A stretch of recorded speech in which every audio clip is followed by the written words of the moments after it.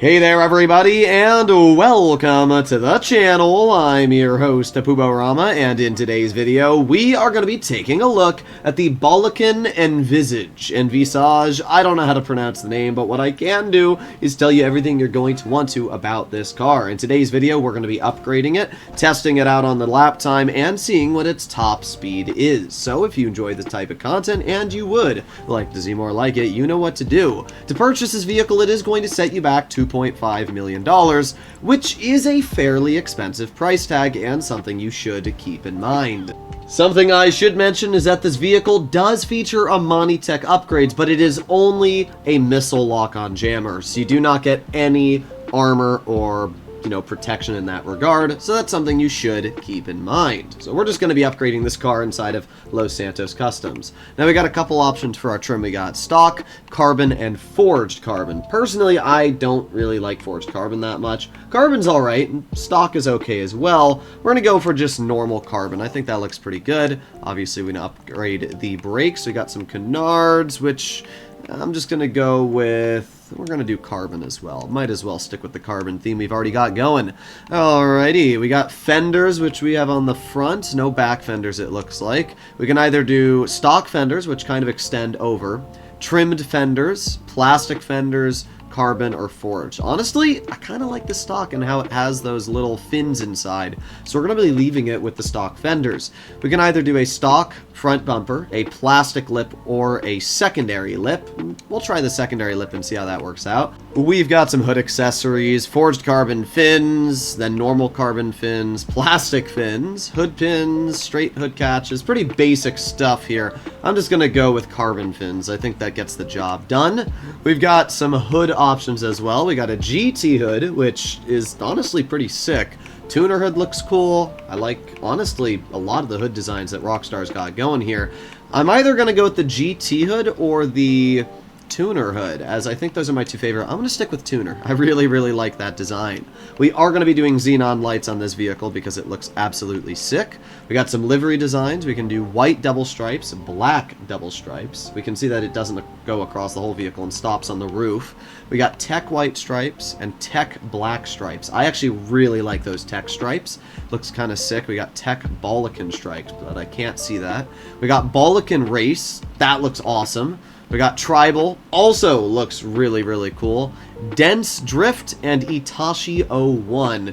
Itachi's also kind of sick, I'm not going to lie. This vehicle's got a lot of different customization. I think I'm going to mess around with the Itachi and see what we can come up with. If not, though, I'm going to go with the Bollokan Race. I've decided to go with a midnight purple for this vehicle. I think that looks absolutely epic with the livery we have on it, so that's exactly what I'm going to be going with. We have secondary colors we can do as well, and honestly, chrome does look kind of sick, but I think we are going to go for a matte coloration here, and I might do, yeah, I'm going to go with matte white. That looks sick with the way that this vehicle is currently going. We are also able to change the trim, and we can see it's already got a race interior, which is also very cool and unique. Obviously, I'm just going to go with some purple design here. We'll do bright purple. That matches the exterior of the vehicle. Apart from that, all customized. So we can change the roof. We can do a stock roof, a primary roof.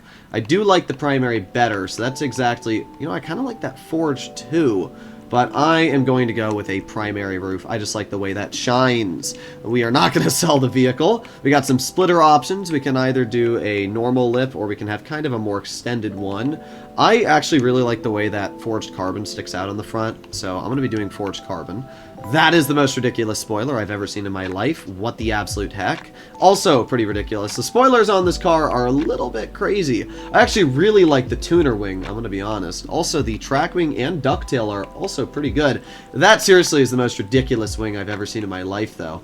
I kind of like the race wing. That one looks pretty dang sick for the most part. And I also really like the street SPL wing. That one looks pretty cool as well. There's a lot of different customization for this car, and I don't know which one I want to go for. I think we're going to do the street SPL wing. I really like that one, so that's what we're going to do. Sun strips, we'll just go with yeah, that's fine. Doesn't really make too much of a difference. We're going to lower the suspension. Oh, then I accidentally put it back up. There you go. And wheel type, I'm going to leave the current wheels we have on the vehicle because I think those are sick. So we're just going to put bulletproof tires. We're going to tint those windows, and just like that, we have fully customized our Envisage. I think this vehicle looks amazing, honestly. Rockstar did a great job on the design of this car. The liveries look great, and in general, it's one of the coolest looking sports cars that have been put in the game in quite a bit of time. So now we're going to do two things. First of all, we're going to find out the top speed of this vehicle. It's pretty hard to tell with the interior. Actually, no, it's not. We have a speedo that tells us the exact speed we're driving, but I'd like to see what its actual top speed is on flat ground. So we're going to find that out, and then we're also going to see what the lap time of this vehicle is. We're lined up, and let's see what this vehicle can do. Now, to what I've been told in the comments, this is a hydrogen car, which is kind of just the same category as electric for me in terms of acceleration. It does definitely accelerate up to its top speed pretty dang quick. We can see we're chilling at 120 right now, 121, and yes, that seems to be around the top speed of this vehicle, yeah. 121 miles per hour. Honestly, not too bad. Also, you can see that our speedometer is also pretty correct on this vehicle's speed, so yeah, looks like about 121, 122 is where you're going to be topping out with this vehicle. But the most important thing is how it handles. 120 is not bad for a sports car, especially an electric one, if it has good handling going for it. So let's bring it over to the test track and see what it can do.